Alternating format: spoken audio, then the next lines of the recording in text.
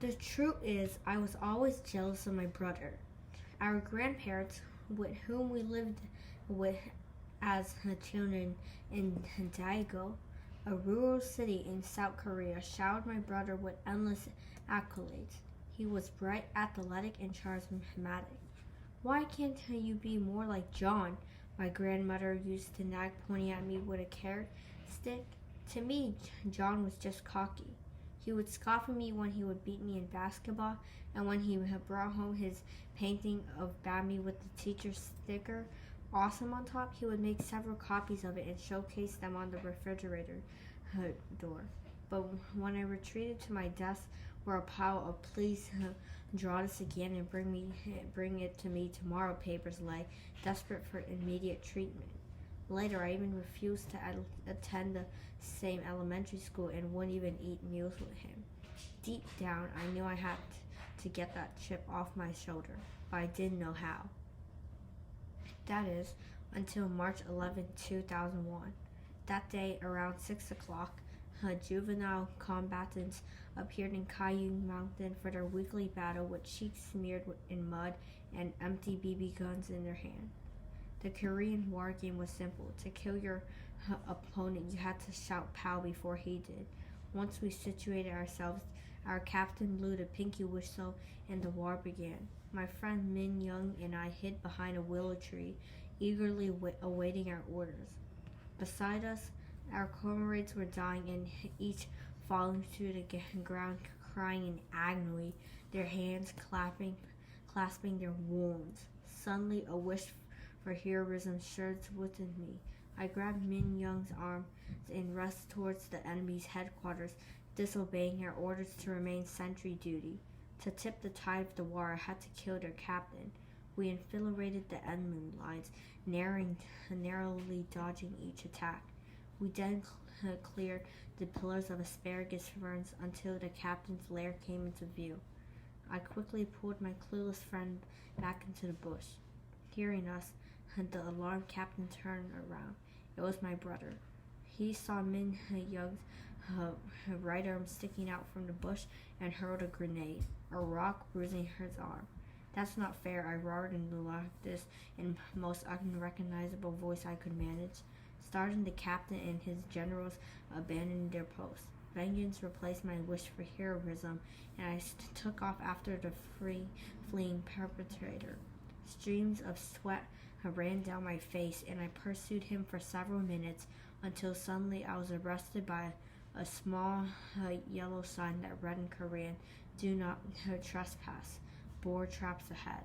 2 summers ago, my 5-year-old cousin, who insisted on joining the ranks, had wandered off course during the battle. We found him at the bottom of a 20-foot deep pit with a deep glass gash in his forehead and shirt soaked in blood. "Hey, stop," I shouted, heart pounding. "Stop."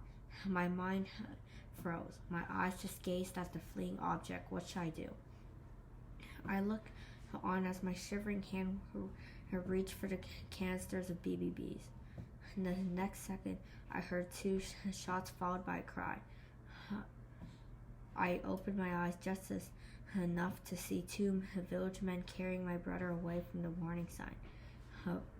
I turned around, hurled my BB gun into a nearby Kayung Creek, and ran home as fast as I could. Days passed. My brother and I did not talk about the incident. Maybe he knew it was me, I thought in fear, as I tried to eavesdrop on his conversation with Grandpa one day. When the door suddenly opened, I blurted, "Is anything wrong?" "Nothing," he said, pushing past me. "Just a rough sleep." But in the next few weeks, something was happening inside me. All the jealousy and anger I once felt have been replaced by a new feeling: guilt. That night, when my brother was gone, I went to a local store and bought a piece of chocolate, taffy, his favorite. I returned home and placed it on my brother's bed with a note attached, "Love, Grandma."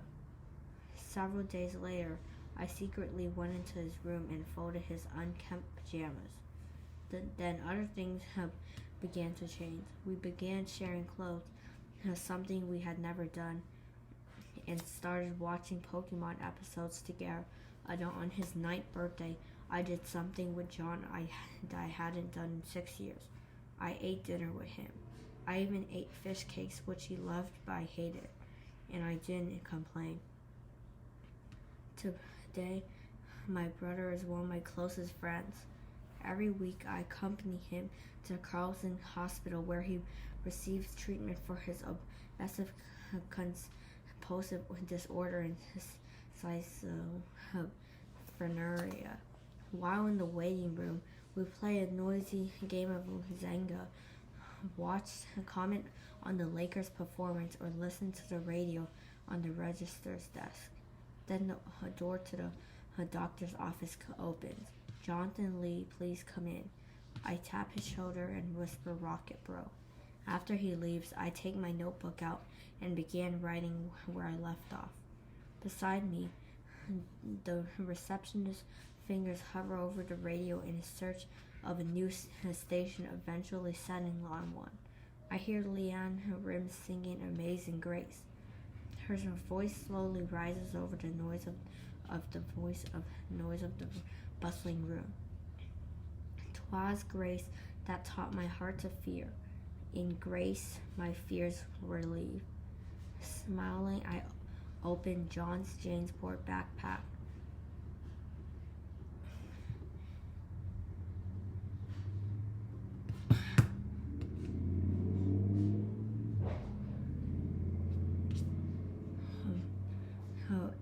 And neatly placed this essay inside and a chocolate taffy with a note attached.